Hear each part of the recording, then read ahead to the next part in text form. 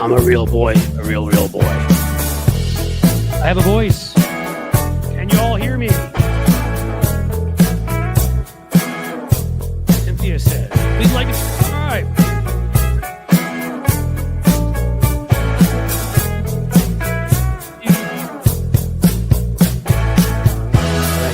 Anyone today say, oh, we hear. That's all I needed, as you know, every time. Should see in a second. The anticipation is building. I've been missing this. Hey, welcome back. Welcome me back. You've been here all along. I took a little bit of time off to do this other thing. You may know about the Substack, which we had a hell of a day. I'm going to talk more about it. I see my compatriot, Mr. Michaels, has already arrived. Look at him. Johnny on the spot. I guess today you didn't have such a big pee to take. But thank you for being here. Missed Tuesday because I was over in Substack, as I'm sure you all know, for 12 hours. We did set some records there. It was kind of cool. Had some amazing people. We'll talk about some of the guests. One of those guests, in fact, a new contributor to this channel and the Substack, David Schuster, Emmy Award-winning anchor and just all-around great guy, will be joining us at some point soon, somewhere between 2:15 and 2:30. So why don't I get Tony in here right away? And we'll take it from there. But I appreciate you being here. We're going to talk about Jasmine Crockett because, I have a crush on her, as Tony said, because me too. She keeps making the thumbnails because she keeps crushing it, and she crushes the right people. Did you do the question that she answered? What would she say to Elon? Is that your lead? That isn't even it, because the thing is that there's what another she said one about Marge Taylor, just and her certain obsession with somebody's junk was she said in committee. And she mocked her and and then she also went after Donald Trump. So what do you know? I missed who else she went after. It just seems like constantly she is doing, as we like to say, amplifying good by taking on evil. I'll say this real quick if I can, about when someone like Jasmine Crockett speaks out like this.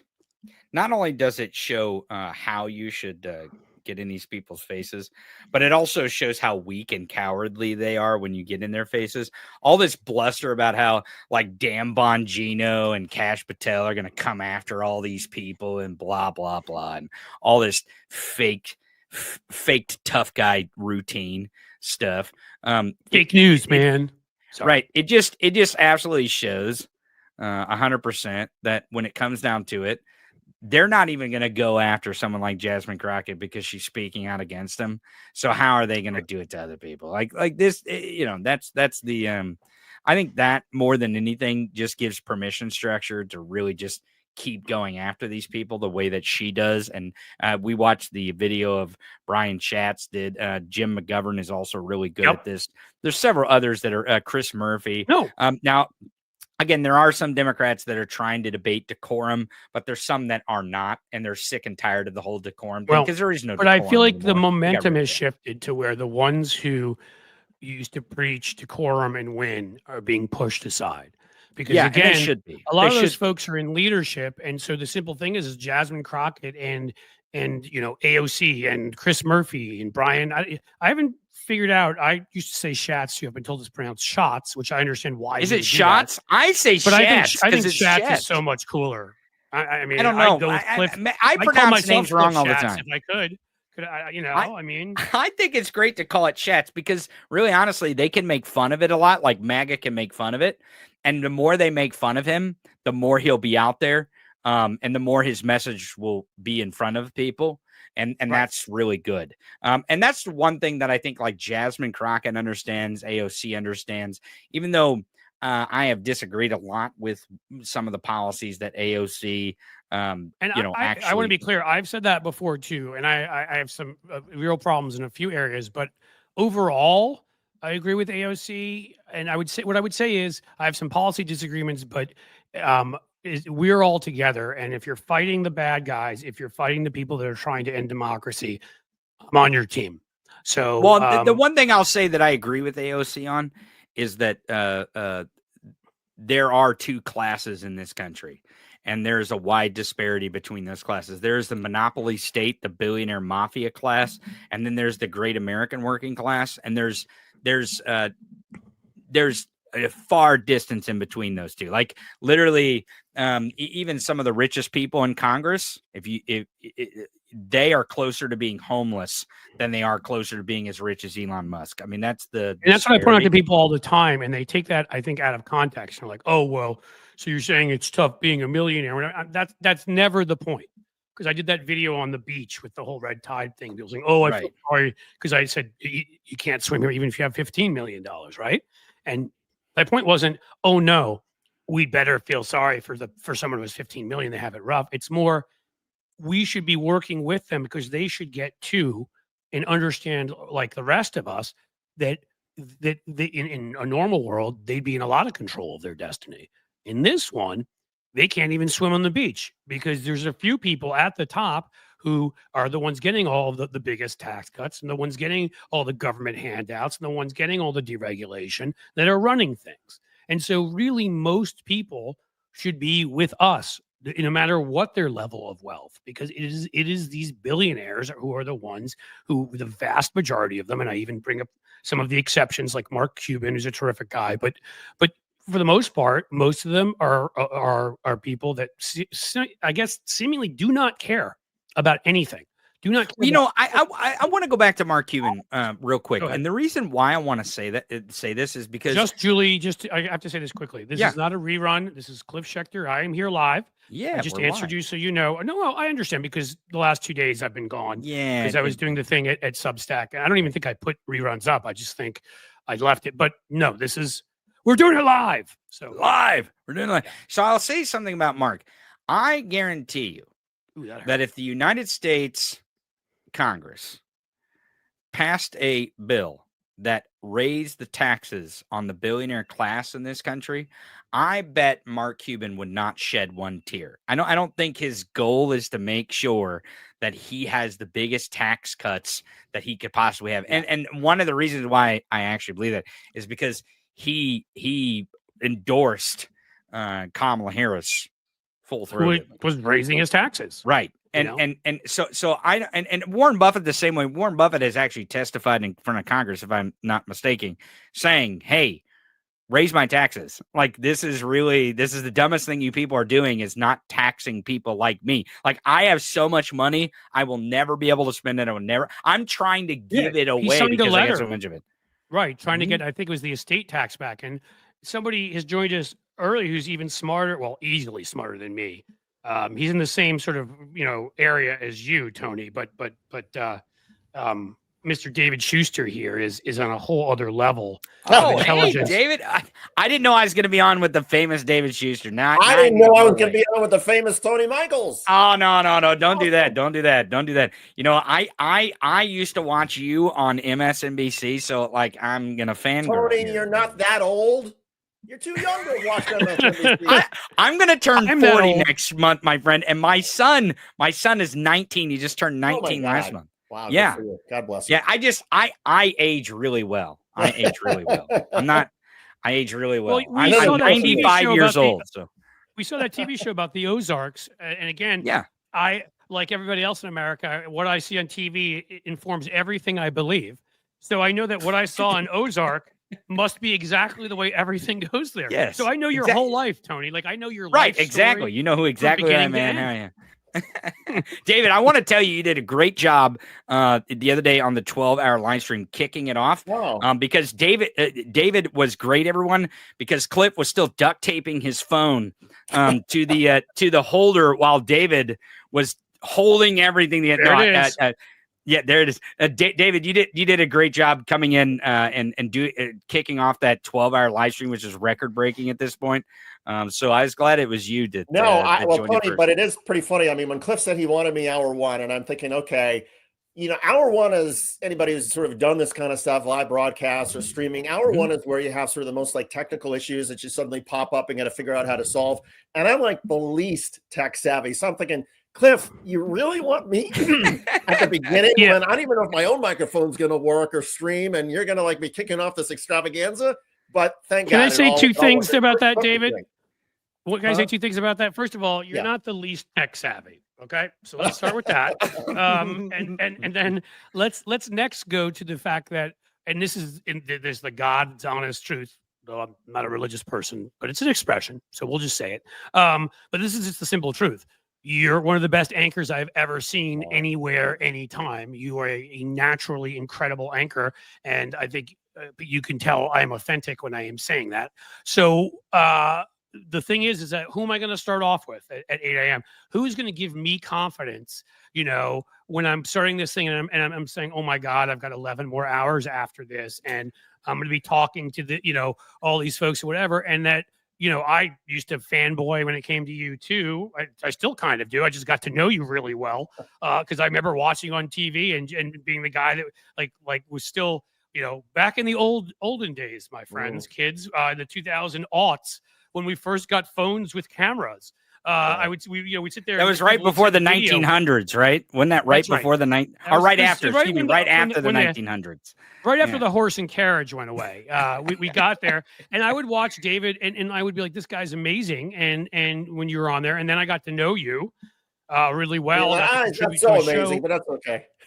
David, you're a great. I mean, you gave me confidence, and that's just a simple truth. So why did I want you there at 8 to 9? Because I knew I would be better the rest of the day if you were there from 8 to 9. So thank God, David, that you were in the first hour, because it would have been a horrible mess for 12 hours. I would have sucked so bad. I mean, you had some remarkable guests. I mean, look, the key to a really, great show is, have good guests and have sort of a strategy about where you're going and sort of know where you're going to go and have interesting people to talk to. And you had all of that for like 12 hours. It was an extravaganza. And I have to say, and I think you guys are already sort of tooting the horn here, but I'm going to toot it as well. From what I understand, Cliff, this is like the most number of live viewers Substack has ever had for anything. Yeah. So, and you blew it away.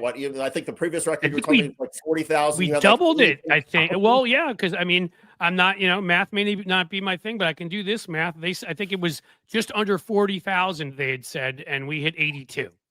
So yeah. What strikes me, I mean, look, there are platforms we can all sort of and have gone to and will continue to go to, YouTube and all sorts of different platforms that are used to having lots of millions of people who will watch a live stream.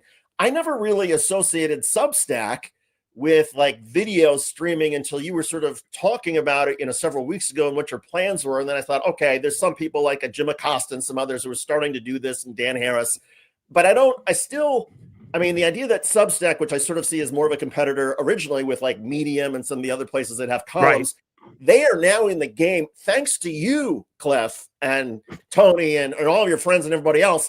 Substack is now in the streaming game, and that is a big deal for them. That is a big deal. And David, I want to ask you, I got a question. I got a question to ask you, David, because I know you've been in media for a long time and broadcasting for a long time, and you've been on the side of cable news, you've been on the side of network, I'm sure, and then at YouTube, you've had success there. What do you see? Because this is something's happening, right? There's like this shift. There's these cracks that are happening. It's almost like a media seismic earthquake kind of thing. I mean, we saw there's a bunch of people that were, exited out of MSNBC, CNN. We don't really know what's going to happen to cable news, if anyone's even going to watch it anymore. I mean, what do you make of all this? Because you're kind of from this business. So what do you make of all this? I mean, I sort of describe both the broadcast networks and cable news as that plane that is crashing. And the only question is it going to be like a nosedive into the ground, or is it going to be a more sort of gradual descent? But it's still that might not be down. A great metaphor right now, David. I'm just saying. We're trying to find people who can make the glide a little bit more sort of peaceful, but it's still sort of gliding down. And the question is, does it go straight into the ground, or does it sort of glide a little bit? And where I see such a big difference is that, if you go back to, say, my heyday at MSNBC from, say 2002 to 2010 when I left, I would do a piece, say, for Hardball, a 3 or 4 minute video package for Hardball, or I'd anchor a show, whatever it was. And you might have, 400,000 people over the course of an hour who would watch if they were actually sitting in front of the TV at the right time and they were paying attention to you as opposed to making dinner or feeding the dog or whatnot. Now, the numbers, in a way, are so much better on these streaming platforms where people at their own pace, they can find you, they'll watch the video, you sort of have their attention, And I think in some way there's a stronger connection now between YouTube news people like yourself and Cliff and me. I think there's a stronger connection between us and our audience than there ever was when I was at cable news at MSNBC or before that, or Fox. Now, those networks and cable channels, because they still have the fancy production studios and it looks great on screen, even if that not that many people are watching, there's still a force to be reckoned with. And I think they still, to a certain extent, set the agenda in terms of where the guests go first. But in terms of actually moving the audience and bringing attention to certain issues to the audience, I think streaming, regardless of the platform, whether it's YouTube or Substack, whatever, I think that's the name of the game now. And I think it's a much stronger connection than I ever had at cable news, if that makes sense. Where was the point that you think that this shift started? Can you find because I'm interested in this, obviously, because I'm in the business, and I'm competing for views and that sort of thing. But where do you think was because I'm very interested here. It's like, where do you think the shift was? Like, is there a certain moment that you pick out, or is it just a feeling that's happening in country? Because I know you travel around and talk to different people, and you have them on camera with microphones in front of them faces sometimes. So where do you think that moment happened? That's a great question. I'd say for me, it goes probably back to when Cliff started We Act Radio in DC, which would be what, Cliff, 2011, 2012. And we had, a couple of us were sort of doing some shows, and there was technology that was being made available that we could take, the Saturday show that I was doing, or the Bill Press show, which would air on We Act Radio. And literally you put cameras in the radio booth and it becomes sort of a produced TV show. I mean, it was sort of rudimentary, but it was a radio show that was able to then stream and post on YouTube. And I remember thinking at the time, this is the future. And as the cameras get better and the editing equipment gets better, and, back then, for example, if I still wanted to, download clips, suppose I wanted to download videos from CNN or MSNBC, or I wanted to take a White House news conference, you still needed like satellites and download links at your news organization to be able to pull that in.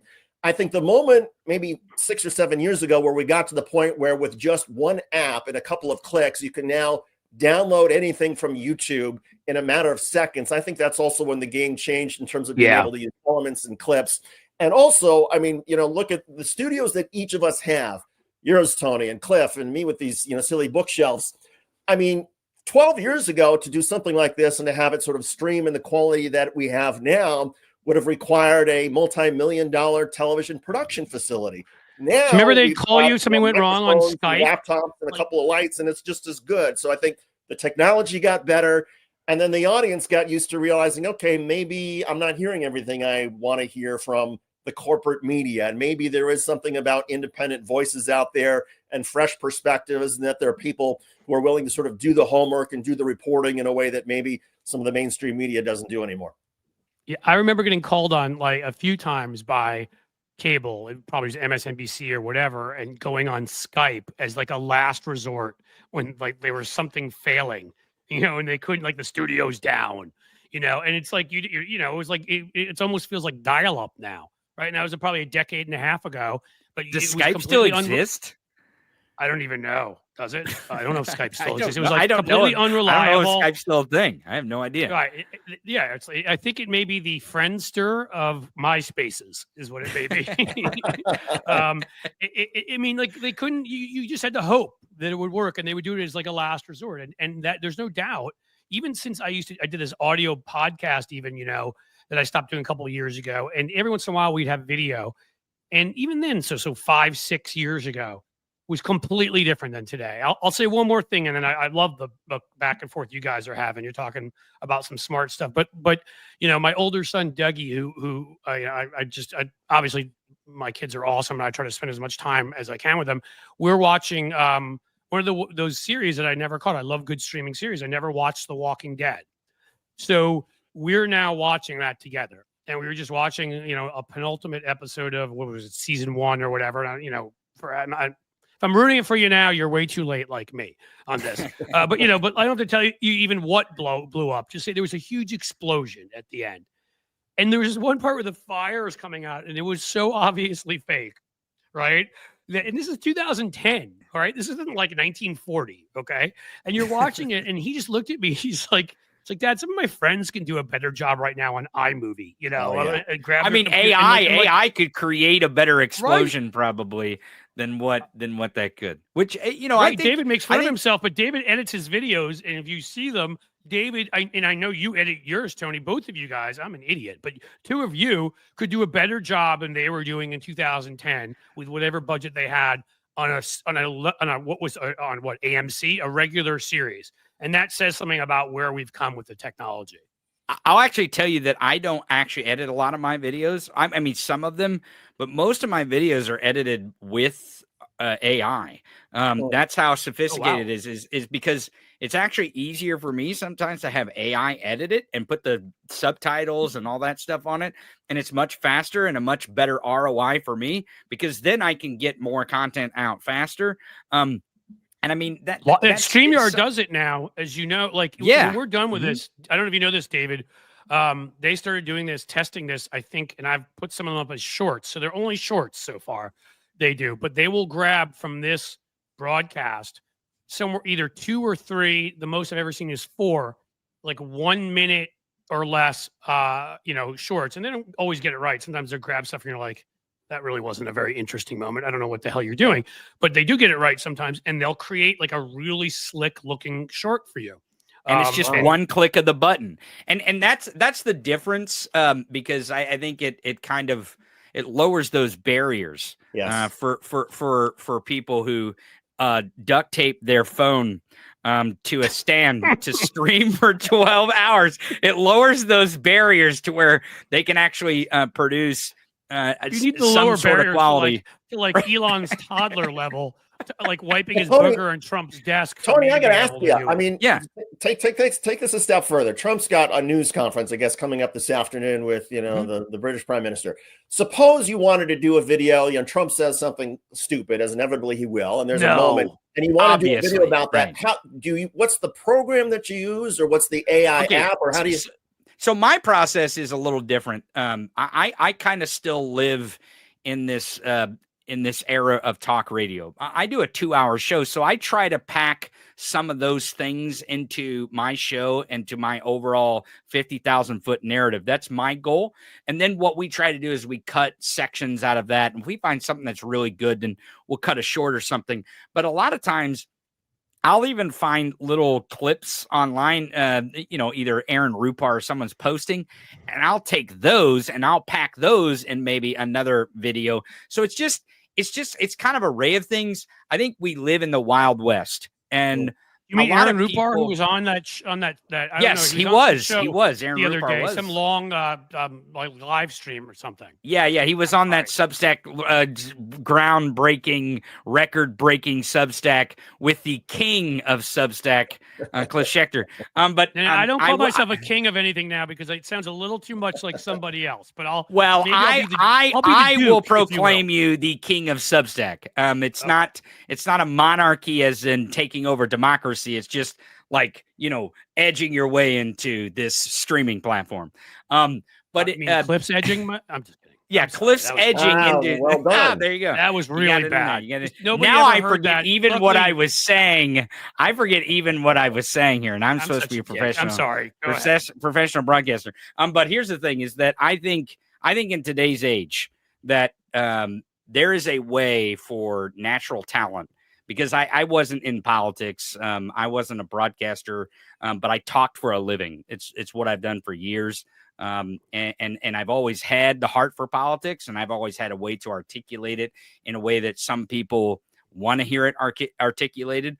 And I think it's interesting where I come from and what I look like and my background to be saying some of the things that I'm saying, how I'm saying them, and I think that's what attracted people to what my content was. So regardless of if I put if I use AI here or I use it here, or I grab this clip here, I grab this clip there, or how I pack it in, I think my talent allows me to do long form content in a way that presents it to people. So I just kind of stay in that lane, and that's what I try to do. And I think a lot of people out there that have talents that can be utilized in media. David, obviously you're a great host. You're a great anchor. So utilizing that is great. Cliff Schechter here is obviously great at duct taping a camera to a I can duct tape the hell out of a camera for and anybody out there who needs and streaming it, for 12 hours. That's what he should be doing. But I'm serious to everyone out there in the audience and everyone out in America, is that we are a consumer economy, and we are kind of whether it's good or bad, we are moving to efficiency. It's not really quality. We're moving to efficiency. And I think it's so efficient to receive media right there on the device that you're carrying around in your pocket at a high quality and a high speed. Now, is it good or bad? It is bad in some ways because we get a lot of disinformation, but I think that's where we come in as to try to provide more information at a faster pace and a louder pace and a more entertaining pace. And I think that will really shake itself loose and really kind of work those kinks out of how new this stuff is, because I think it's really part of everything that people have against social media or technology is it's so young. We don't know where it can go yet. We don't know what it's going to do. And we don't know how society is going to treat this thing in 10 years or 15 years because of our experience with it. So I'd say, Tony, I think it can be used for good or for evil. And we've seen both. Absolutely. Sadly. Well, the old meme of everyone sitting on a train and they had the newspaper in front of them, right? And no one's talking to each other. No one's conversing. They're all got their head and their face into this newspaper. And they're like, oh my gosh, the world is ruined because everyone is a zombie to the newsmen, to the people who own the ink, and it's the end of the world and we'll never get it back. And, all this hysteria. I think we're going through that some sort of false hysteria now. We're just not sure exactly what the future holds. And that's okay.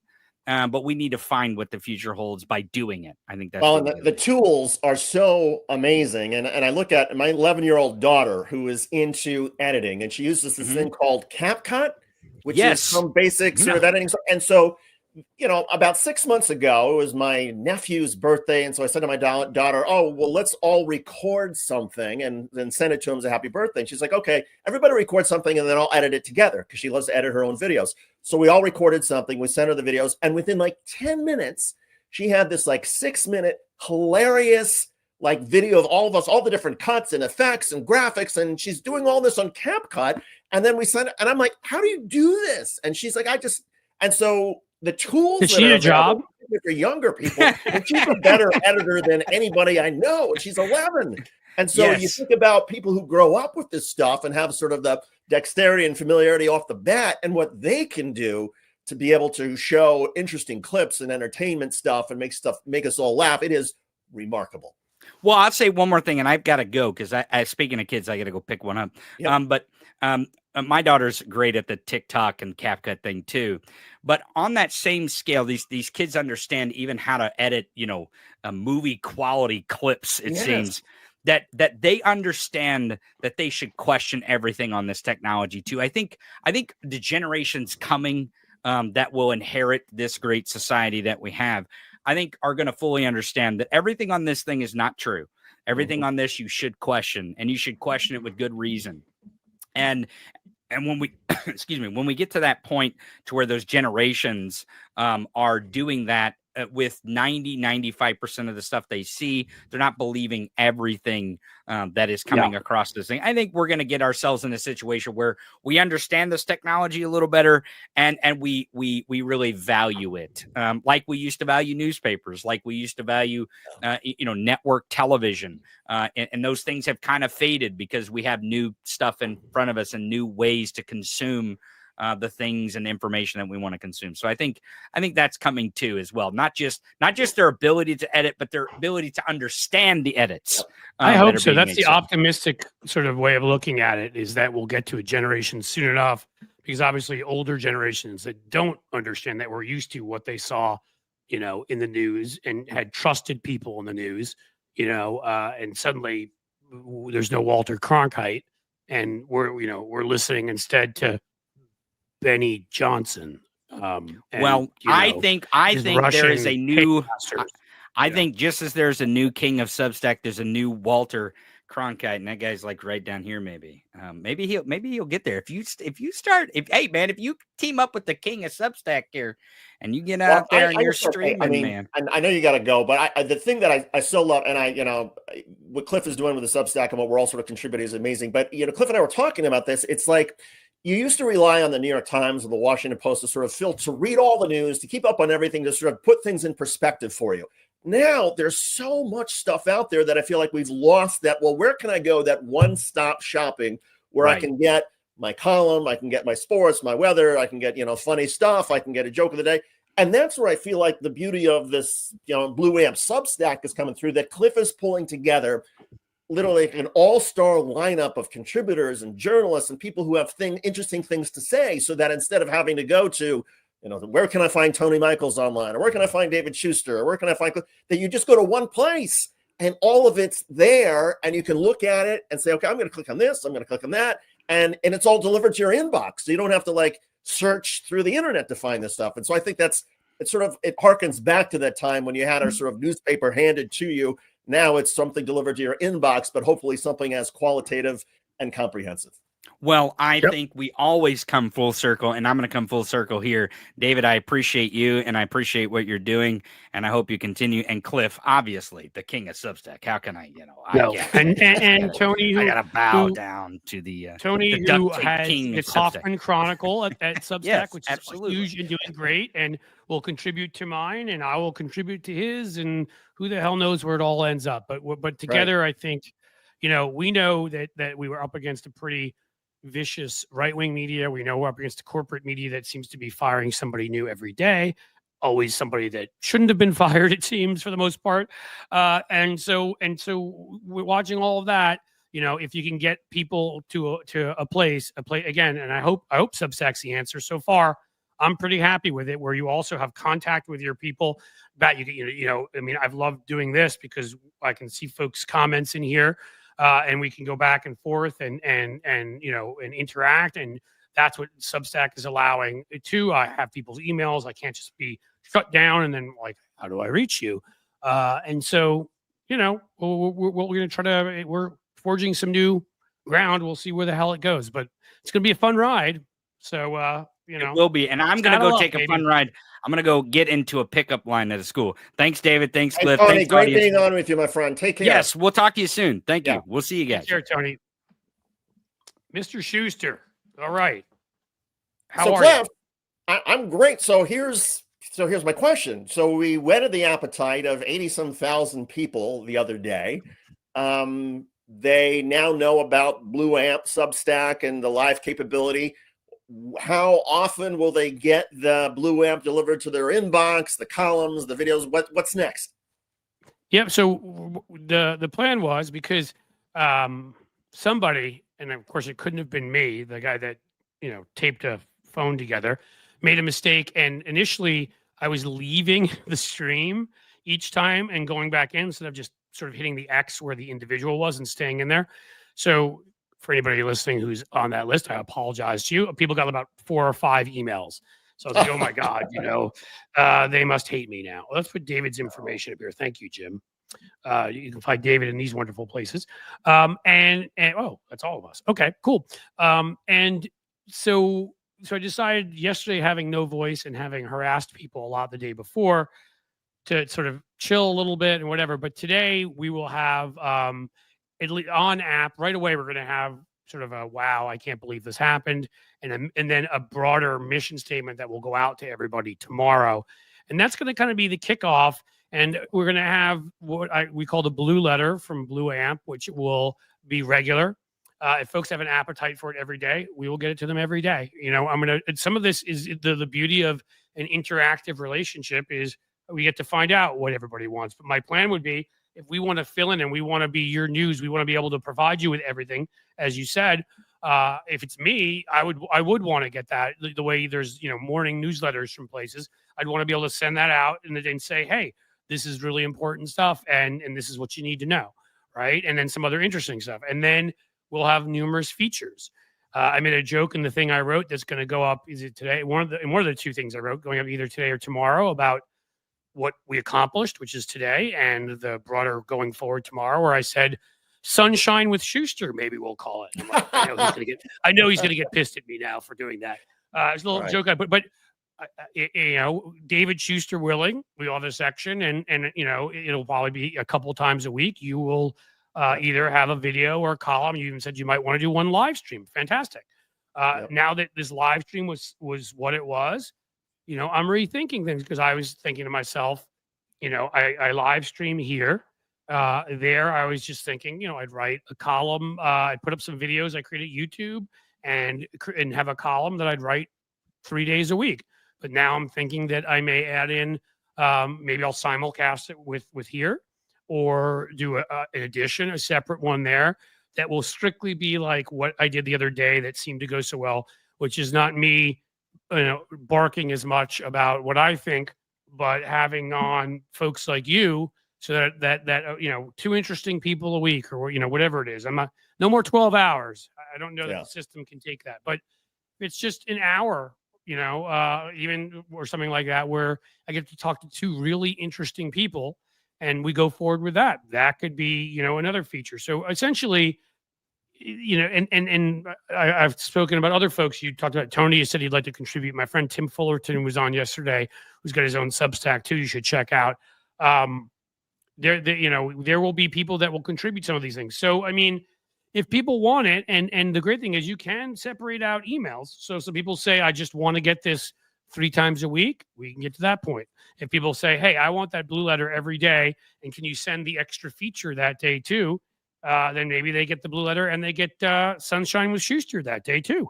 And is there a way, Cliff, I mean, I know people who are watching us now, I think they're seeing us through your YouTube live channel. YouTube and Twitch, which hello to my Twitch folks. I'm glad to have you too. Is there a way to merge it all so that something goes out, you know, suppose you take this, it's going out live on YouTube, it's going out live on Twitch. Can it also then go live through a Substack column or posting or whatnot? So they've told me, yes, to do it that way, they have to give you what is known as, and is you know, sounds like it's guarded, like you know, like we're in Raiders of the Lost Ark or something, right? And you're looking for the Ark of the Covenant, but there's something called a Substack key, a live streaming key. And if they give you that, you are able to merge it in with this. So my goal would be, you know, it could be that I keep doing this many. I do now 3 a week for, you know, up to 2 hours each day, depending on the day. And so maybe that one of those goes to Substack, and it's, instead of it be any of my, you know, my doing a you know, a takedown rant or 2 and that kind of thing. Instead, it's just talking to guests and sort of getting their view on things, you know, and seeing what they've got going on. Because again, I honestly, that's my favorite part of it all, right? Like I could sit here and talk to you about, you know, your time at the University of Michigan. I could talk to you. I have talked to you about. I caught you saying "Go Blue" the other day in your video. I could look at that. See, look at that, man. Oh, I've got more. I got more. I got this too. Wow. I don't know. Should I tell them you're betraying them and saying such great things about Indiana to me? I don't know. But because of some potential interest in the family, the University of Indiana, David grew up in Bloomington, beautiful town with a great university.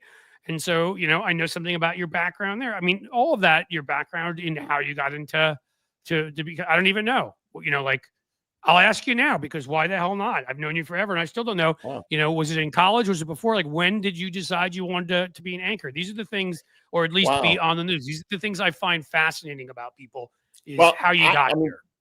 To be honest, Cliff, I mean, I didn't have really any intention of it. I was a political science major, but I always, when I was at Michigan, I did some like radio, like sports stuff, and occasionally do some, if there's like a local campus radio station.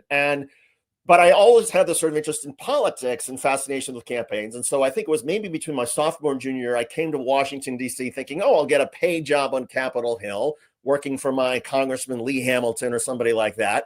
And of course, I get to Washington, and there are no paid jobs for college sophomores. You have to do an internship. And so I ended up, you know, and I needed to make some money. So I was like a temp, right? Because I could type really fast. And I went to grocery stores and asked people if they like to try a hot dog, you know, different things like that to make money for the summer. I was waited so tables when pissed. I first went there, so I know what you're saying. Yeah, and I was so infuriated that I couldn't get this job on Capitol Hill. I was like, that's it, damn it. I'm not going to go back and work for, Congress again or try to work for. And when I went back to Michigan, one of my friends at the radio station said, well, if you still like politics, but you want to see it from maybe a different perspective, why don't you do an internship at one of the broadcast news organizations or like CNN? They've got a good internship program. I thought, oh, that's interesting. So I did a CNN internship in their Washington bureau, and then that turned into a 4-month summer job at CNN, which then turned into, after I graduated, a job at CNN as a producer assignment editor. And then because after the first Gulf War, when so many people took CNN's audio hot because of John Hallman and Bernie Shaw and Peter Arnett live in Baghdad, Ted Turner had this great idea of having a CNN radio news service that he created. And he did that after the Gulf War in 91, but not enough people were sort of filing from CNN correspondents. So they said, okay, anybody who has any radio experience, college, whatever, if you go to a news conference, if you do an interview, if you see something interesting, give us a 35-second radio reader and we'll put it on CNN Radio News. And so I started doing that in addition to what I was doing. And I thought, this is kind of cool to sort of be on the microphone and to sort of be a reporter. And that sort of whet my appetite for, I really want to do on-air reporting full time. And that's what led me to local news, which then led me to Fox News, MSN, and on and on and on. So there you have it.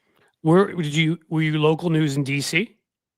I was local news in Arkansas was my first local gig. But funny story, that's right. You told me, there was something big going on around there at that time, wasn't there? Well, there was, but this is like, there's always, I feel like there's one moment in everybody's career that sort of clicks and you're thinking, this is it for me. So my first night after I was on this assignment, the first night I was a paid assignment editor at CNN. So this is after the 4 months of internship, after the 4 months of summer work. I started in January of 1990. And the first job on the assignment desk where we sort of coordinate the crews and the information flow and all that kind of stuff. The first, the entry level job was, you're the nighttime assignment editor. You work from 3 o'clock in the afternoon till midnight, and you basically close up the Washington bureau. And those were the days when the last thing that a nighttime assignment editor had to do was wait for the Bulldog edition of the Washington Post, which would come out, the next day's newspaper would come out at 11 o'clock that night. And then I would have to cut it up into pieces, like the top 6 or 7 stories, and fax it. Remember fax machines? I would fax it to the Atlanta headquarters. They never worked for me, so I kind of... management who came in early in the morning, they knew what the Washington Post was reporting instead of the agenda. So that was like the first job that I was supposed to do. Well, that very first night, I'm waiting around for the Bulldog edition of the Washington Post. I'm the only one that's left in the bureau. And I'd said to one of my bosses, well, what happens if there's news that breaks? They said, somebody will just come back in and help you. And part of the job was to, get the crews, send them home. Also, I get a phone call from one of the camera crews that was at CNN. And he calls up, he says, is there something going on? It looks like WRC, the NBC affiliate's about to do a live shot from the FBI building. And I look on my sheet of all the different assignments that the photographers had that day and that night. I didn't see anything. And I thought, that's kind of weird. All right, thanks for the heads up. I'll call the FBI. I call the public information officer at the FBI. I said, this is David Schuster at CNN. Is there something going on that CNN should know about? And the guy says, I'm sorry, I can't comment. I think that's really weird. And then 5 minutes later, I get a phone call from CNN's affiliate station in Washington, WTTG, the Fox station. Their nighttime senator is like out of breath, calls me. He's like, who's this? I said, this is David Schuster. And he's like, who? And I said, David Schuster. It's my first job, my first night alone on the CNN assignment desk. He says, well, David, welcome to Washington. Marion Barry has just been caught smoking crack. And within 30 seconds, NBC then breaks into LA law. They're the reporters at the FBI. That's the report. WTTG is freaking out because they're trying to keep up. They're wanting to know who's this, new guy on the assignment desk at CNN who doesn't know anything. And I'm like, what the hell do I do? So I started calling people, and I knew enough to call one of the correspondents who was near the Washington bureau. I got to come in, and everybody comes sort of streaming back in. And then it's like by midnight. And they hand me a radio. They hand me like one of these bulky old cell phones. And I'm still in my mom's car packed with all my stuff because I was living on, I think at the time, I was like in Dan Gross's apartment on the floors where I was. And I know Dan too, because in that weird world, my parents and his parents are friends. So I've known Dan. And so I go to Marion Barry's house at 2 a.m, packed with my mom's car with all my stuff. And I'm shouting, Mr. Mayor, what were you doing at the hotel? As he walks in with his, lawyer, and he's wearing his tracksuit. And I'm like, this is awesome. So that's how I knew I was hooked. First night of the job at CNN. And it was 4 years later when I went to Little Rock, Arkansas to be a reporter and cover Whitewater and all that kind of weird stuff. So I was going to say, okay, so was the stuff already going on in Arkansas, or do you happen to be Yeah. there? So Yeah, okay, that wasn't a coincidence. Growing up, I always had this sort of weird fascination with white collar fraud and crime and all that kind of stuff, and read all the crime books. So when I go to Arkansas as a reporter, Ken Starr had just been named the independent counsel, replacing this guy, Bob Fisk. Bob Fisk was the original special counsel investigating the Clintons over Whitewater. He got bounced. Ken Starr was named independent counsel. And I arrive in Little Rock a couple months later, and I'm thinking, and I see all these stories about people going to the grand jury. And so I said to the news director, I said, I think the people who are going to the grand jury, it looks like they're going to indict Governor Jim Guy Tucker and maybe the Clinton business partners. This is going somewhere. And the news director laughs. He's like, you're new to Arkansas. Well, I'll tell you what, Schuster, you cover the courthouse. If you find anything interesting that you want to report on the air, you go for it. You can do whatever you want. It's really not going to go. Yeah, you were meant to make it, David, because you ended up in all the right places where people are like, oh, the new guy. Well, then within another put him there, nothing's going to happen. Within the first 3 or 4 months of being a local news reporter in Arkansas, Webb Hubbell, who was Clinton's deputy attorney general, he got busted at the Rose Law Firm for overbilling clients. And by the way, the Rose Law Firm was right across the street from the KATV studios. So all I had to do to report on the Rose Law Firm live at 5, 6, and 11 was we'd take a big giant HMI light on the street, we'd shine up the side of the Rose Law Firm, and I would stand there talking about the latest corruption, which drove them crazy. So there was the Webb Hubbell Isn't that story. Where, and this isn't a connecting her to the story, but that's where Hillary was a lawyer. That's where Hillary was. That's right. And so then within a couple months of that, then Jim Guy Tucker, the governor, got indicted on a cable deal. Then he got indicted again with McDougal's. And the Whitewater story just sort of took off. And so after 2 years of covering this stuff, this takes us to 96, Fox News, MSNBC were starting in the fall of 96 to compete against CNN. And so I sent, my tapes and called them both and said, hey, if you're going to actually compete with CNN, you should have somebody who knows this arcane Whitewater stuff, because there's a decent chance that Hillary Clinton's going to get indicted. That got the attention, of course, of Roger Ailes at Fox News, who's like, what? She's going to get indicted? Tell me how. And so there were conversations with him. He's like, all right, come to Washington. You're a correspondent for Fox News in Washington in 96. If it goes anywhere, it's all yours. And within a year and a half of being at Fox, the Monica Lewinsky scandal breaks. And because I had covered all of Ken Starr's prosecutors in Arkansas, I had remarkable contacts and sources for that part of the investigation, which kept Fox competitive with CNN and NBC and all that. So that sort of took me through. What was Fox like at that point? Were they already... Obviously, I started going on there in the later, like about 4 or 5 years after that, as like a guest who would debate with people and that kind of thing. And it already, to me, in the early 2000s, had a Pravda-esque feel. When I'd walk in their hallways, I felt like I was leaving the United States. I'm quite serious. Like, I don't know. To me, that I think it really changed with Fox. I mean, I thought when I got there, great. A cable news channel that's willing to stick it to a sitting administration. They would go hard at the Clintons. We could go hard at Republicans in Congress. It was kind of a weird place. They had like a regular show called Fox on Pets, which was dedicated to the food. I mean, it was clearly they were trying to be very creative with different stuff. And it was sort of like a fun place to be. I think the real change for Fox came with the 2000 Florida recount.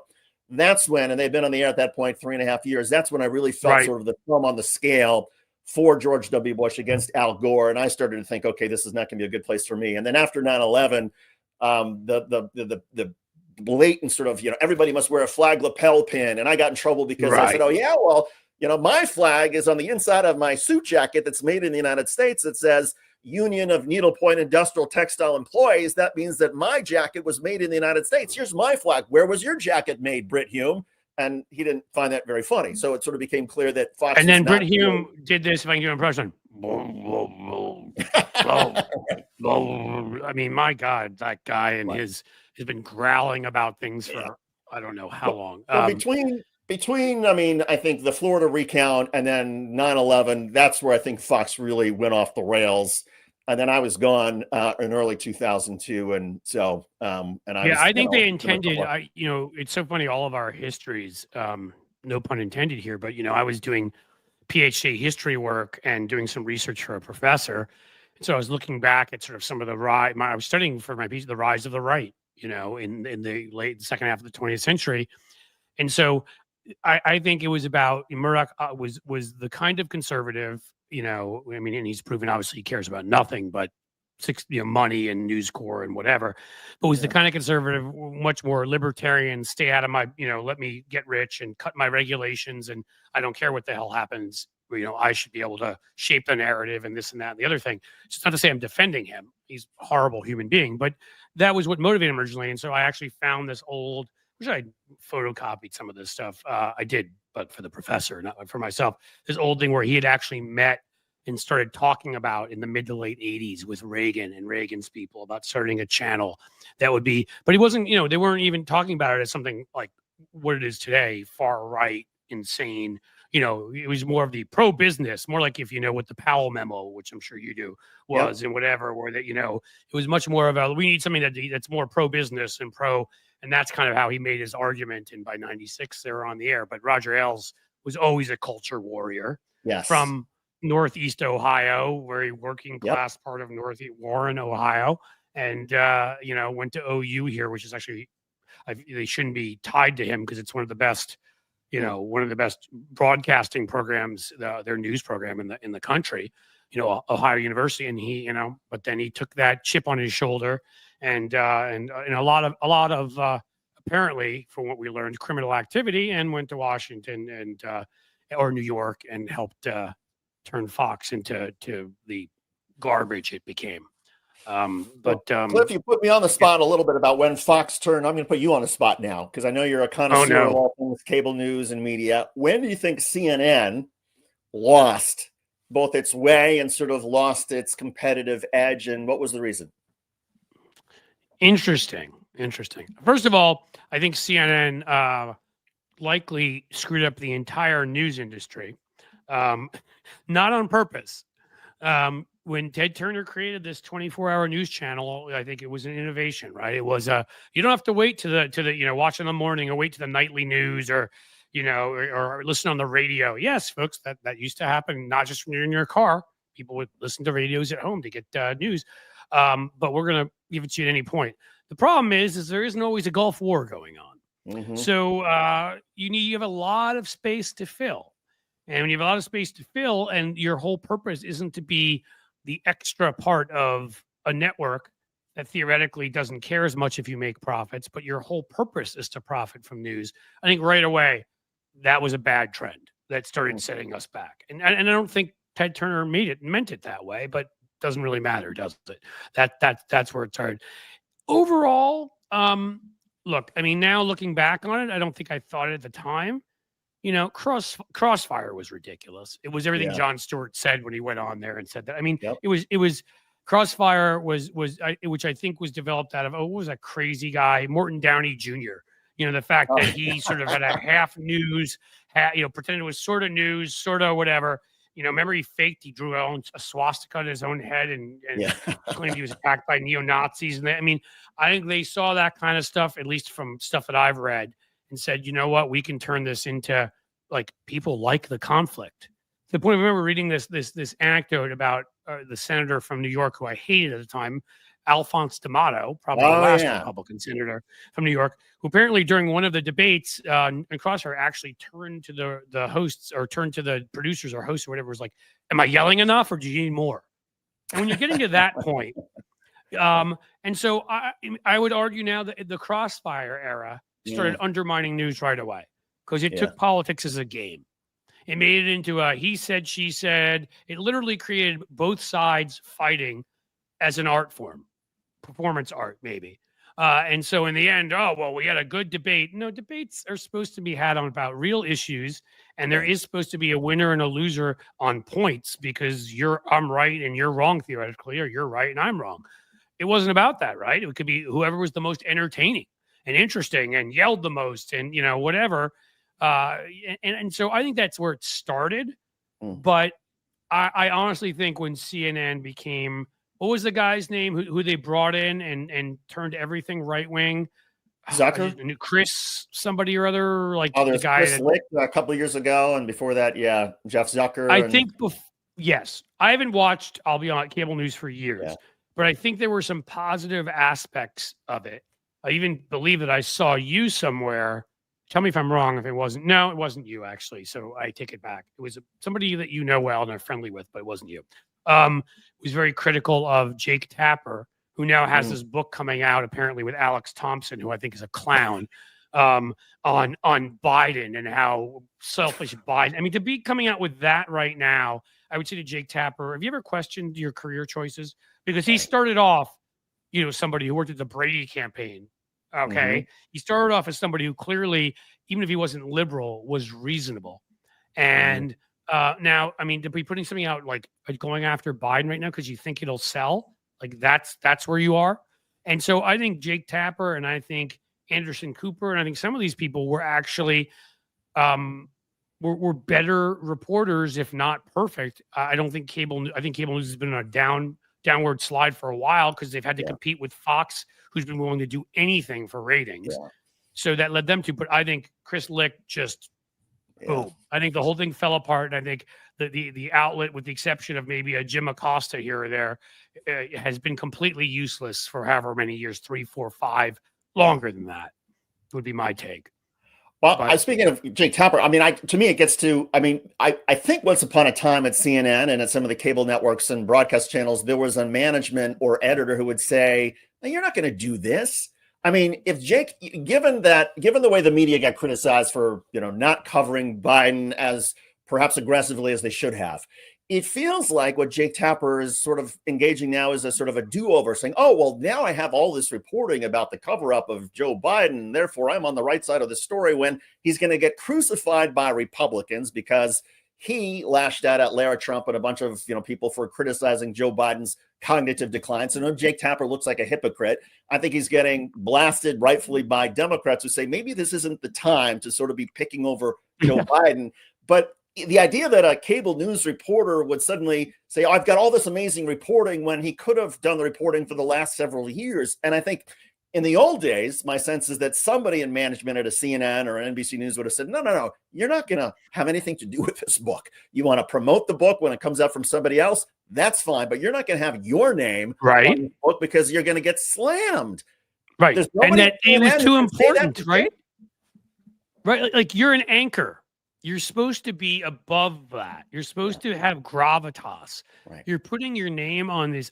I mean, all Alex Thompson did during this past election, because he was writing a Biden book, he was so biased. He was so full of crap. I mean, he's such an obvious clown. And again, I've talked about this before. I love how Tony talks about, he can talk about working class folks from the Ozarks because he has this background, and this is a background that's been missing from news for a long time. There used to be a lot of, I've talked about how I had a neighbor who's this great, reporter who's this kind of working class guy who was at the Cincinnati Enquirer and was a lifetime reporter. And he came from that background. So he understood regular people in a way that's, now I feel like the sad thing is I almost have to do the translating because a couple of the obnoxious, I shouldn't say it that way, but I went to a couple of schools that were, more whatever. And I know some of these people, like I went to school with them, and that they're coming out and I know who they are. I talk to them behind the scenes and they're such frauds. They're sitting there. It's all about careerism. It's all about, how do I rise up? How do I get my book deal? How do I get myself on cable news the most? It's all the wrong incentives, from these people that are doing this stuff, and they have no understanding of what regular people are going through. They never had any understanding of what regular people are going through. Yeah. And the worst part about that is they don't care, because if they did care, they wouldn't be chasing all of this garbage. They'd be doing their jobs instead of coming out to Ohio to talk to some Nazi who supported Trump, in a diner in Dayton, like they were doing, like they were doing like a Jane Goodall and all of us out here, like we were primates and they had to come learn what happened. Maybe they could have come out to Ohio to talk to folks who were because of laws that that Republicans passed, and some Democrats joined with them, and they should take the blame too. Their factory had just left the town and they had no job. Maybe they should have talked to some of them about what they felt about that now. Or maybe they should have talked about some folks who had looked at after certain Republican budgets cut their Medicaid. Maybe they could have come and talked to some white folks, but also how about, some people of color in Ohio. I know that doesn't fit their narrative, but they do exist here in large numbers, and spoke to them about what it was like to get their Medicaid cut. And again, white folks, people of color, men, women, just a large variety, and say, how is this hurting the heartland when we cut key social programs, as opposed to the way they looked at it, which was, where can we find angry white men who love Trump, and kind of thing. And so they start putting their finger on the scale and acting like just such know-nothing idiots, and with just 100% stereotypes in their heads, which I know are there because I grew up with them. Flyover country, right? There's the East Coast, and there's Chicago, and then there's the West Coast. You know what I mean? And like, you can just see the condescending arrogance in those go to a diner in Ohio, Kentucky, Missouri, Indiana, whatever type pieces. And it's like, you guys, you don't know what the hell you're talking about. You're not doing a service to people here in the slightest. You could actually go to a few hours outside of New York City and find those same diners, by the way. Yeah. Right. Like, it's God, much Long more. Island has got... Right. It's much more by county now that you live in, an area you live in, than it is, we just happen to count electoral votes the way we do, which is stupid anyhow.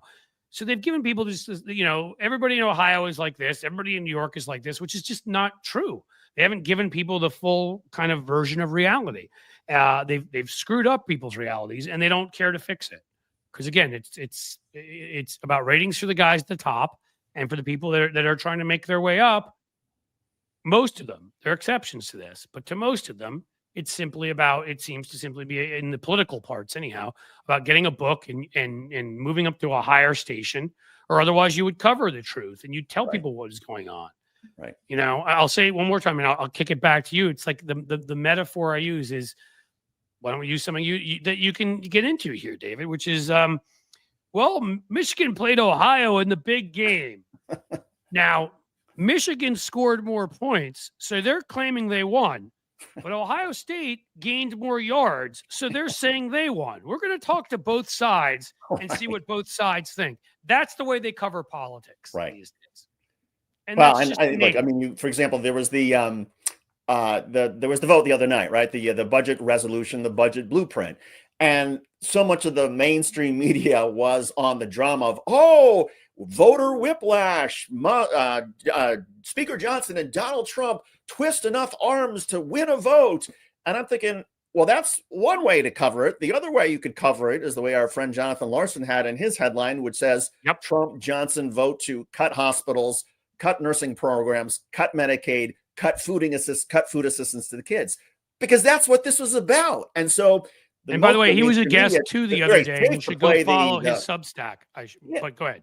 I mean, it's very safe to sort of do the who won, who lost, and what was the vote count, and the drama, because the Washington media didn't know what was going to happen. And so because they didn't know what was going to happen, when something happened, that's news, as opposed to, well, maybe the news is actually how this bill, if it really goes forward, is going to affect tens of millions of people.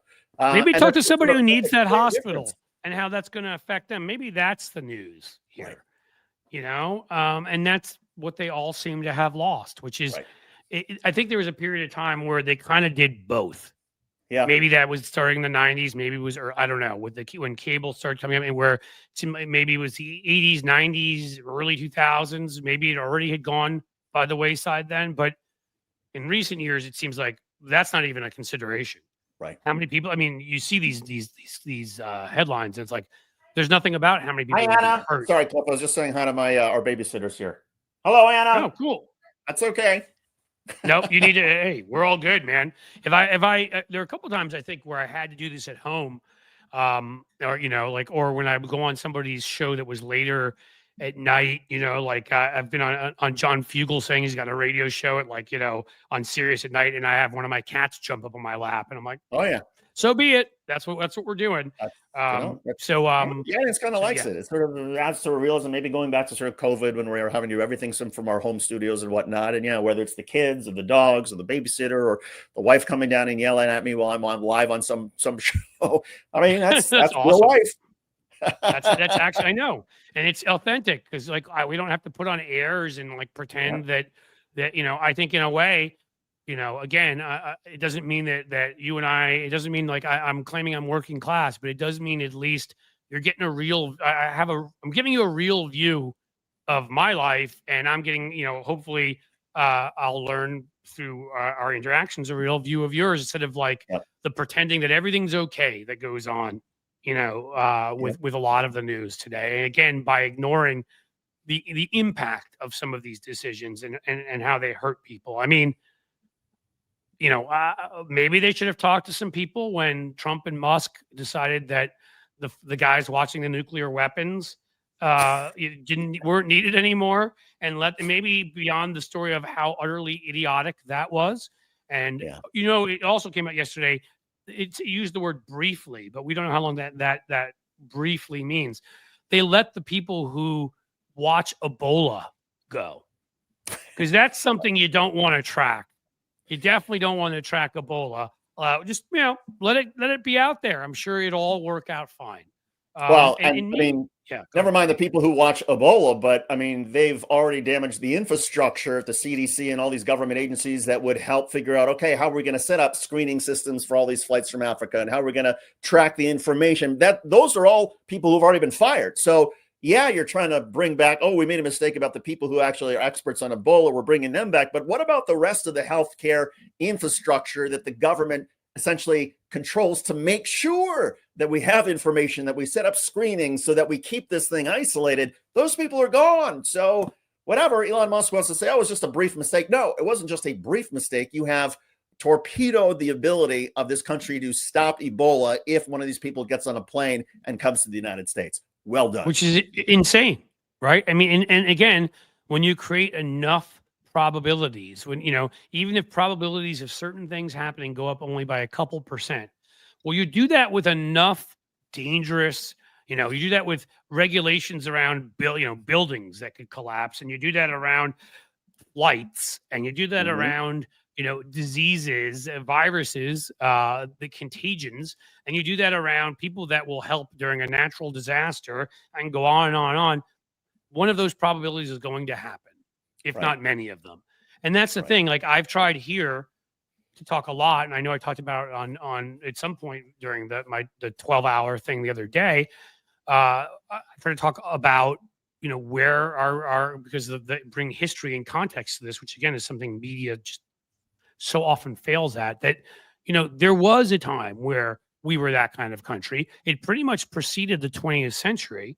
It's the reason why in the first 10 years there, and I always forget, is it 1903 or 1906, but Teddy Roosevelt creates the FDA, because just being poisoned for no reason or dying from food just seems like a bad idea. So maybe we should create this class of bureaucratic professionals, honorable people who care about your health, who are knowledgeable and want to come in and work on that. And then we create an income tax, because maybe we shouldn't have the kind of inequality, where Justice, Brandeis, who said, you can either have a vast disparities in wealth or democracy. You can't have both, because he understands what happens when a few people like Elon Musk out there control what they do. And you start creating these various other government agencies to regulate, eventually roads, and to regulate buildings and all these things, because you understand that's what a modern society and a modern economy does.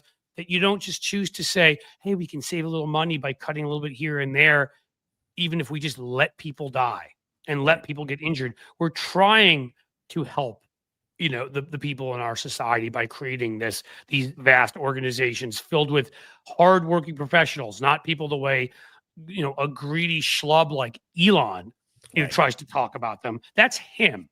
He's somebody who just cares about himself, his ego, his profits, his pathetic uncle jokes, and the rest. There are people who go into these jobs every day they have fired that care about their specific area of knowledge, who could be making more money probably in the private sector, but have chosen to do this because this is their passion.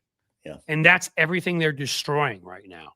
Some, the courts are stopping them. Others, the courts haven't been able to. Yeah. Well, I gotta drop in 2 more minutes, but I'll leave you with this, and that is, I was struck along that sort of line about sort of how haphazard the government firings have been. The other day, I guess, when Elon Musk suggested that people who responded to his email about tell me 5 things you accomplished last week, he said the people who responded, those should be the government workers who get promoted. And I'm thinking, wait a second, is that the way we wanted to determine who is going to be the next person in charge of tracking the next hazardous waste spill or the next pandemic or inspecting your aircraft wing? Do we really want to base it on whether somebody responded to Elon Musk's email, that's the criteria for whether somebody gets a promotion in government? That's insane. But that's how narcissistic he and Trump have become, that the only thing that matters to them is fealty to Trump and fealty to Musk. And the idea that people actually are experts and are helping provide government services that are valuable to our society, that seems irrelevant to Musk and Trump. If you'll allow me, I'd like to ask you one more question. And this is not in your area of expertise or mine. I don't believe either of us are psychiatrists or psychologists. But, Trump has always been like this. Musk was somebody who voted for and supported Democrats, who he didn't speak out about it a lot that I'm aware of, but he did. He was on, you can find old fundraisers where you'll find his name on a list for Obama, for Hillary, for this kind of stuff.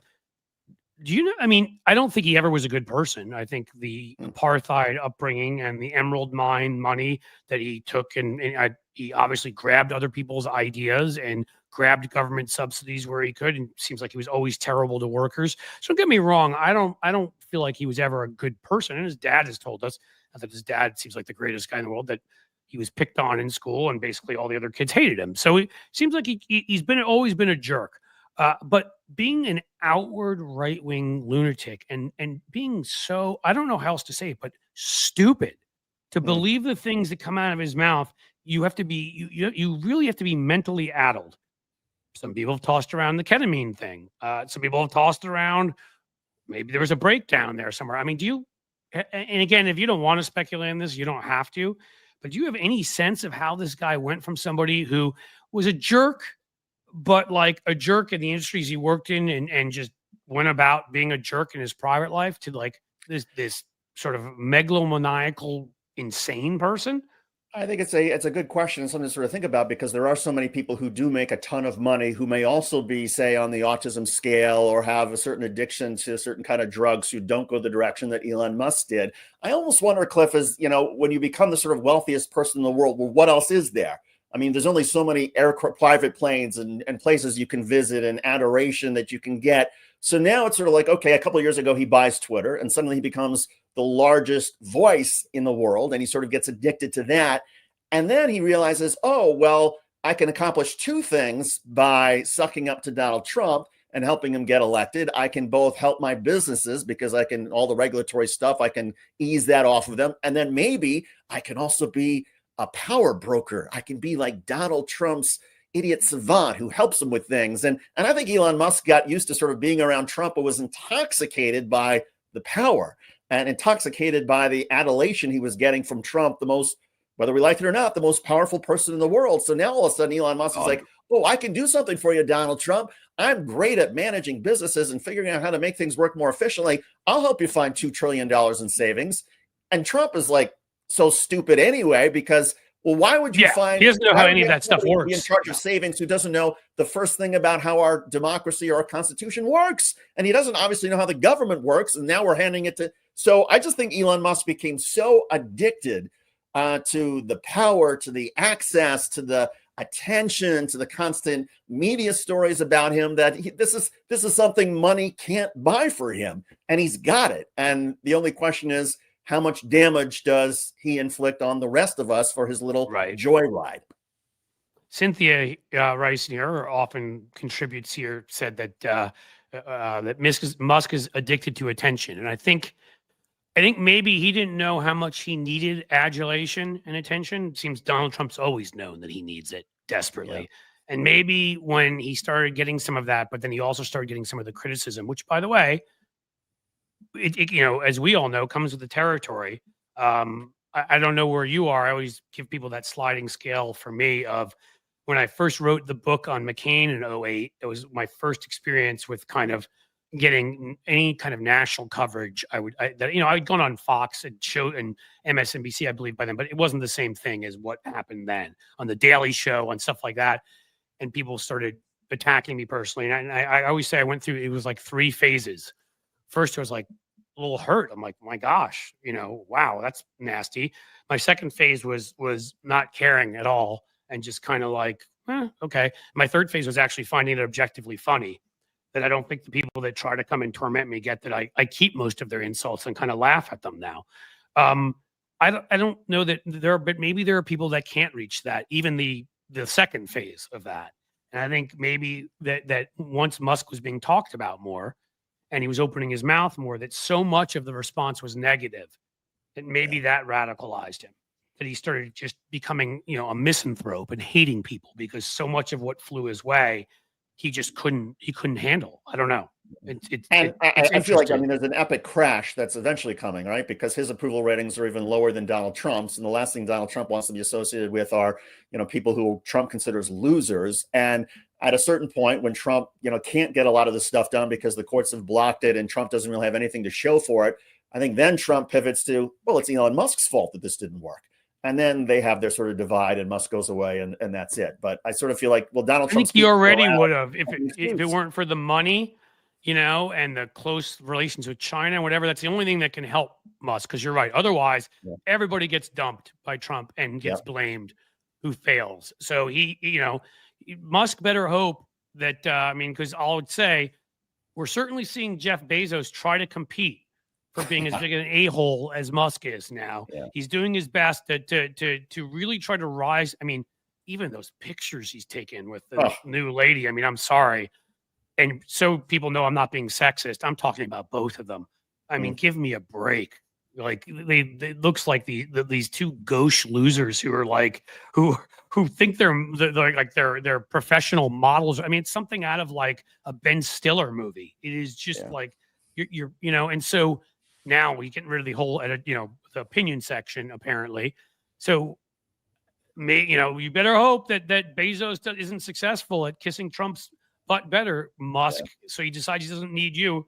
I think I'll just end with, if you end up with that much money, don't be a Jeff Bezos, be a Mackenzie Bezos. Right. Right.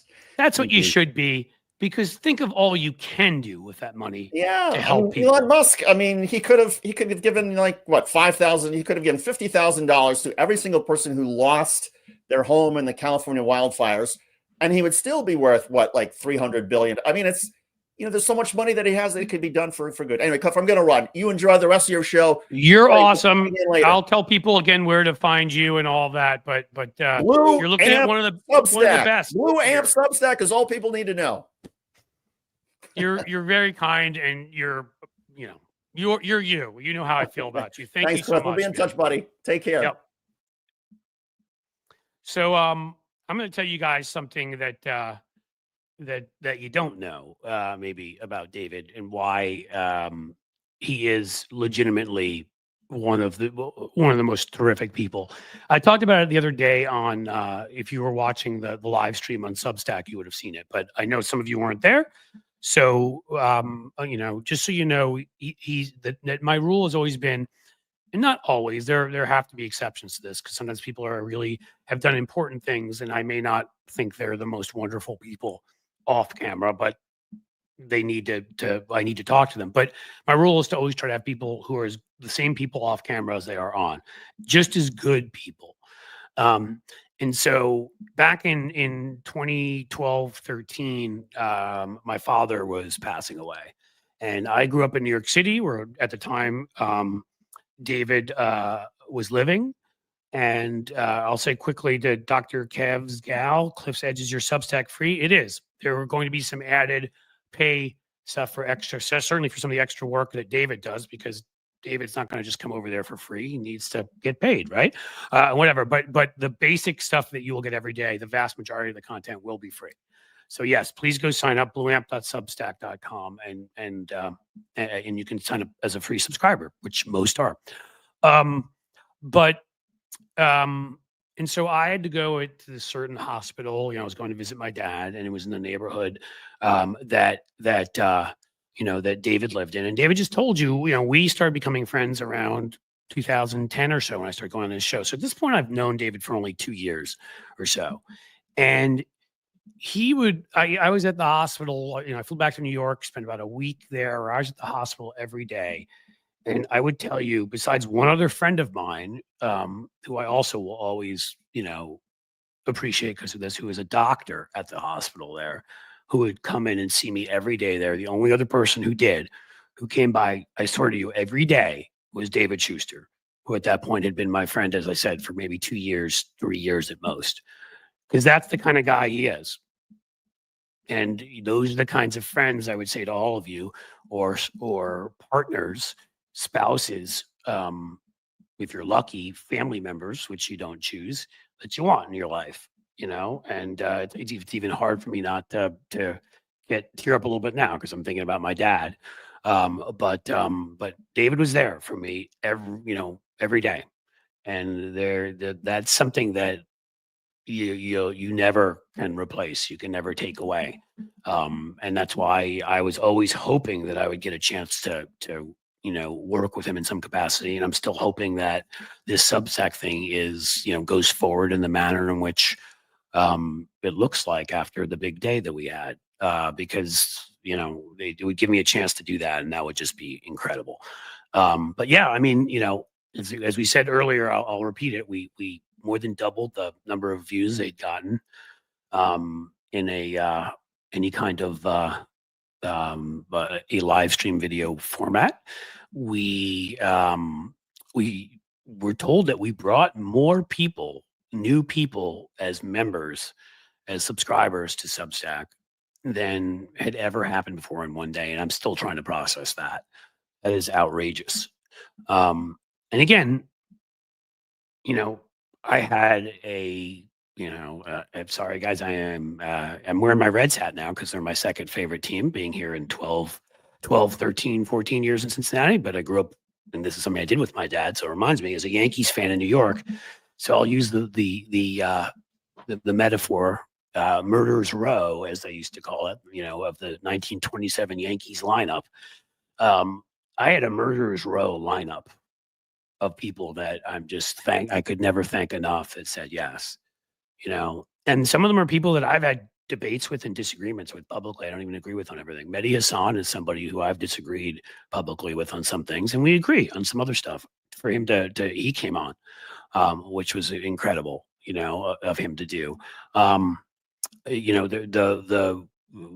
number of people who are just reporters. I mean, a real reporter like Brian Karam, real comedian like a Hal Sparks, who has me on the show every week. I mean, I want to make sure some of the folks I haven't even mentioned as much, but Matt McNeil's a radio host, in Minnesota and Chicago and Seattle, who's an incredible guy. Tim Fullerton, who worked for the Obama administration, digital guy, you can find him also on Substack, who came in and filled in and joined me, is an incredible guy. Ran digital for their interior department, among other things he's done. For Everytown for Gun Safety, where I met him, he ran the digital operation because I was doing the digital PR operation. There just were some. Matt Robeson, who contributes to my YouTube and writes a column every week in Newsweek. We co-wrote a column there to promote what we're doing at Substack. And you're going to say to me, well, Newsweek's very conservative. And I'm going to say to you, yes, it is. And we need to reach people where they are. So there are some people reading Newsweek that aren't already with us. We can convince them we should do that. And some have also brought that up about Substack, that they don't censor anybody on. But I'll tell you, it's very different from my perspective than a Twitter, where Elon Musk, not only are you not able to monetize, not only are you not able to see control all the data, are you not able to reach out to your own folks and make sure you stay in touch with them by getting their emails. But the difference is that at Substack, they want the way the system is set up is for you to grow and reach your people. Are there some very right-wing people on there? Absolutely. I never see anything by them. It's not like Musk, who's like, yes, all the conservatives are going to get their stuff shared 50 times more often. And even your people following you who are liberal are never going to see the stuff you do, which, by the way, I'm streaming to Twitter right now. So I love saying this stuff. It's one of the few things I still do to Twitter. I stream there and drop videos there. Don't do anything else. But that's kind of that's to me why Substack is so important. there aren't nearly as many righties who've been going there lately. It's been more like Jim Acosta going there, Beto O'Rourke going there, people like that. And why has that been? That's been because we don't have the infrastructure of the right. A lot of them don't need to go there because they've got billions of dollars of infrastructure and just go do whatever the hell they want, and the right will support them. We don't have that, and this provides us that infrastructure. So, no, I'm never going to agree with anybody 100%. But overall, I love what Substack's doing. I love what they're allowing us to do. So that's really important. So there we are. What else we got? I'd come in here originally because I told you I was going to tell you about Jasmine Crockett. I will tell you, I'm quickly, and thank you. There's some people in there saying some really, some kind things, which I appreciate. We'll put you up there, Tim. I appreciate any sort of, support like that. But I was going to tell you about some of the stuff that Jasmine Crockett did. So instead of doing this in sort of takedown style, I'm just going to read you some of the comments because I'll be honest with you, it's 2 days later and I am still losing my steam right now. 12 hours took something out of me, and I fell asleep last night early and slept about 11 hours, and yet. So what'd you say, Jim? My chat function for the live stream Tuesday was messing up. I could still see you and you should see your comments. I just couldn't see my comments. That's interesting. I don't know what was going wrong. It should be that I had it on any subscriber of mine could comment. So it wasn't just the paid subscribers. It was all of them could comment. So you should have been able to comment and see what you were saying and all that. That should work. So I don't know. I'm not sure what happened there. But Jasmine Crockett on CNN. We have a white supremacist sitting in the White House. We have a racist. Do you want to know who 80% of the criminals are? You don't need to trust me. You can Google it. You'll see they're white supremacists and racists. That was her way of calling Trump a white supremacist, a racist, and a criminal, all in the same sentence. She said, I had to work 10 times as hard as I had to work to get here in Congress.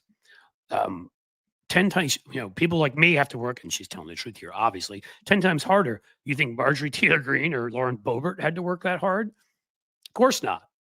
And of course, I don't know that either of them are smart enough to know how to work.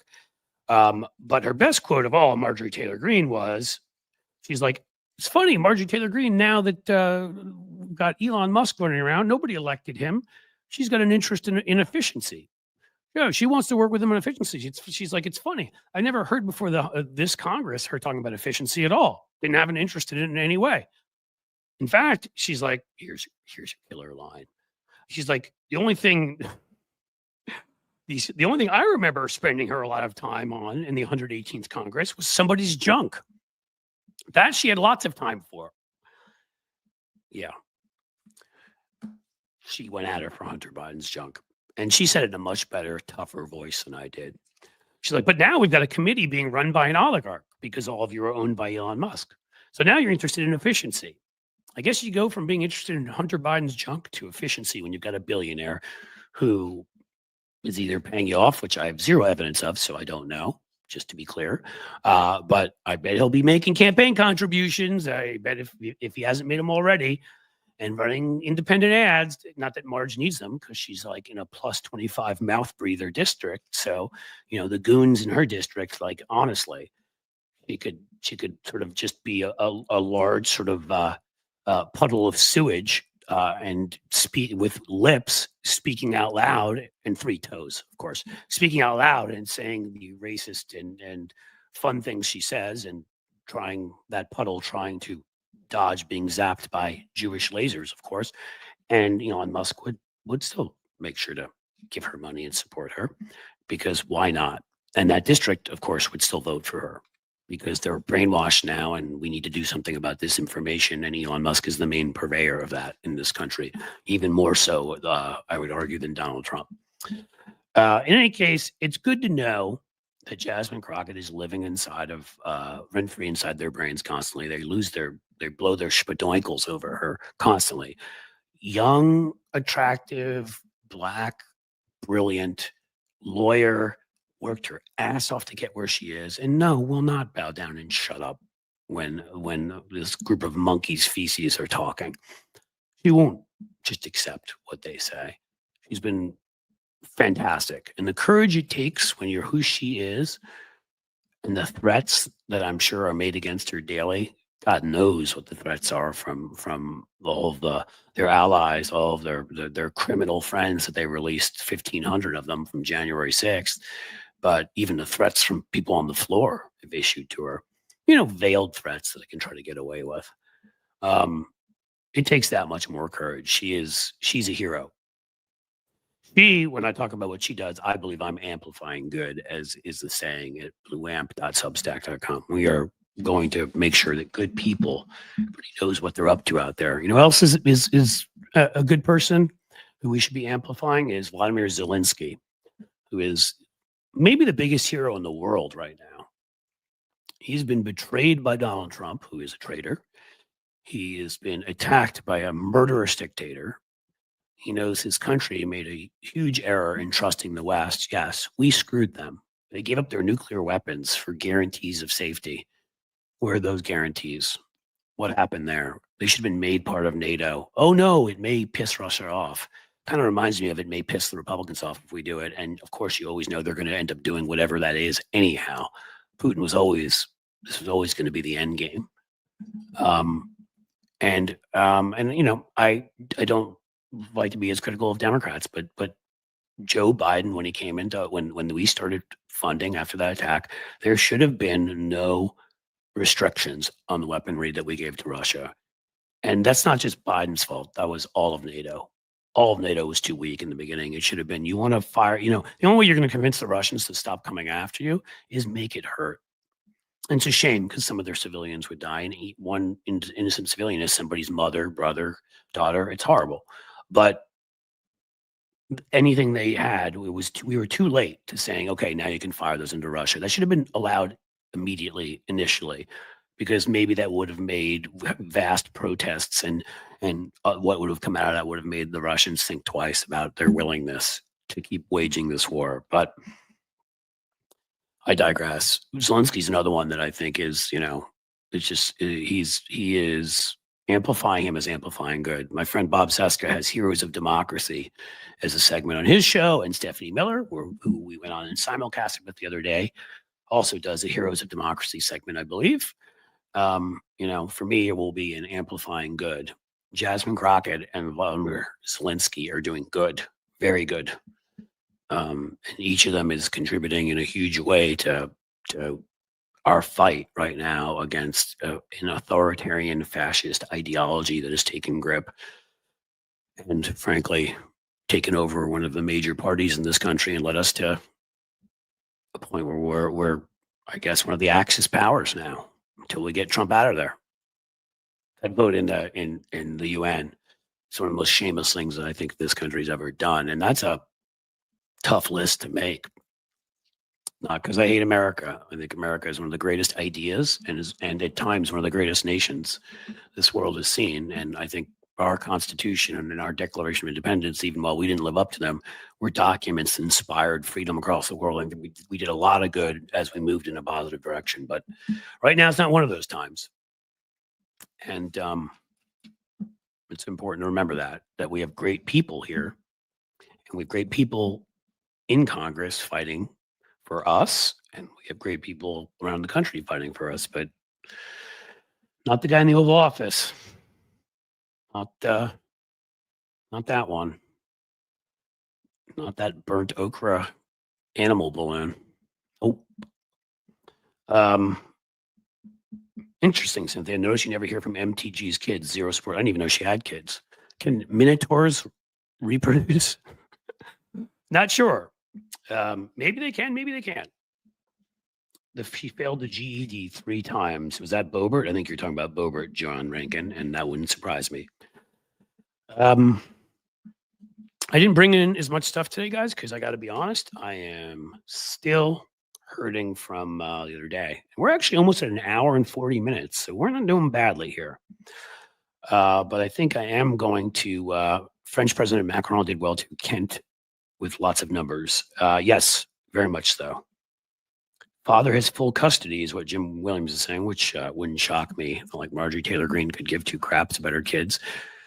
She's an idiot, conspiracy theorist moron on Facebook who turned into a congresswoman. That's then, and she loves that attention. But yeah, I think we'll figure this all out. We'll get to a point where this and Substack will work well side by side. I still would love for you to subscribe to Patreon, which I know I have not paid enough attention to, but now that the launch is over, I will make sure you get all your extra videos. I get some ideas for ways to make sure you're getting everything that you should get and more. And YouTube, obviously, we've been growing again quickly lately. We're past 106,000, on our way to 107. Love it. Keep supporting us, please. Keep subscribing there. And of course, it's Substack, which I've talked about for all of this show. We're really excited about that. So I think that's mostly what I've got. I think I need to thank the folks who have been kind enough to support the show today. And I have to ask who's coming with me. But first, I'm going to say Sheldon Hughes. David was another excellent guest. Gave us $2. Thank you so much, Sheldon. You are the man. John Rankin, who gave us $5. These are super chats. Thank you. I should actually put you on the screen. Would be the nice thing to do. So thank you, Sheldon, as always, a supporter. Thank you, John. I really appreciate it. Jim Williams. Wow, look at that. 10 Cliff's Edge memberships gifted. You are a prince and a gentleman and a scholar. You're all sorts of stuff, Jim. I got to talk to Jim on the phone the other day for the first time. So I know it all to be true. He's not just an online phantom anymore who just comes out of the ether and shows brilliance. I've actually heard the voice and supports the show in an incredible way, I should say, in every way you can. Financially, with his time, and there I've said many times, there will be much that I will do to hopefully pay that debt. Sheldon again, because Sheldon's part of my murderer's row. Cliff is the GOAT of Substack marathons. I may be the only one crazy enough to do one, so there isn't as much competition. But it's a crazy idea and just crazy enough that I knew it would get a lot of attention. I didn't quite know it would go over as well as it did. But you know what? I'm really glad I did it regardless of that. Wow, I get to talk to that many interesting people and get to share them with however many people were watching at those given times. It was just a lot of fun. And that variety of people, I'm glad it wasn't just all, it wasn't all straight out politics. Some people talking about their backgrounds growing, how they became reporters, how they became, comedians, how they became actors, how they became rock stars. It was fun. Just Julie, who asked if I was live and found out I was. And for that, she became a YouTube member. Thank you, Just Julie. I really appreciate it. Love having you here. Appreciate your support of the program. Sheldon, you... Another $2 from Sheldon, who said it was a great marathon the other day, Cliff. Thank you. I enjoyed it. I wish right now it didn't feel as much like a marathon. Ricola, yes, Kent. You can hear my voice already. I'm starting to lose it again, which says it really probably is time for me to say this week should end. But come on, you know the rules, and it can't be Sheldon. Who's coming with me? I just need one of you. Who's coming with me? I need somebody to send me out on a high note. And no, that doesn't mean I want you sending me some gummies. Somebody, one more super chat, one Patreon member, something of that nature. 99-cent super sticker. That's all you got to do. And it supports the show. It supports. I almost hit leave studio. That would have been bad. Help me help you. No, I'm just kidding. As I've said with these things before, usually somebody at the very end as I'm leaving, and there we go. Gene Churchill with a great last name.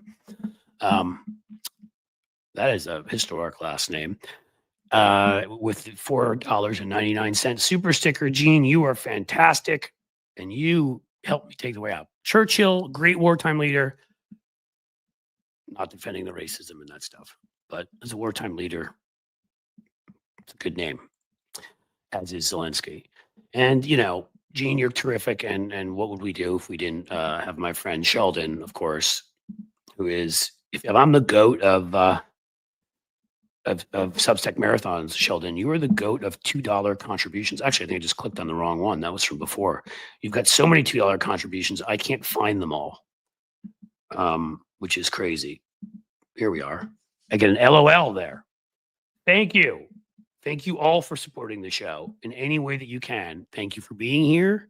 And we will be back next week. There will not be, even if I end up simulcasting whatever I'll let you know to Substack, there will definitively be a show here unless I'm sick or some other crazy things that happens, obviously. But I will plan to have 3 days, unlike what happened this week, where you only got this 1 day here, even though you got 47 billion hours, it felt like to me on Tuesday. But thank you again. Thanks for all of your support. Thanks to all of you who are signed up for Substack and were there. Thanks to all of you who are here right now. Thanks to all of you who gave super chats and stickers. Thanks to all of you who've joined Patreon and YouTube members. And just, damn it, been here to say that you care about your democracy and care about the fact that I'm doing this. So that's where we'll let this go, guys. You take care of yourselves. I will be back on Tuesday. Have a great weekend, and quite a little bit before and a little bit after. And as I say always, I will say again, as the sun sets slowly in the west, I bid you a fond farewell, my friends.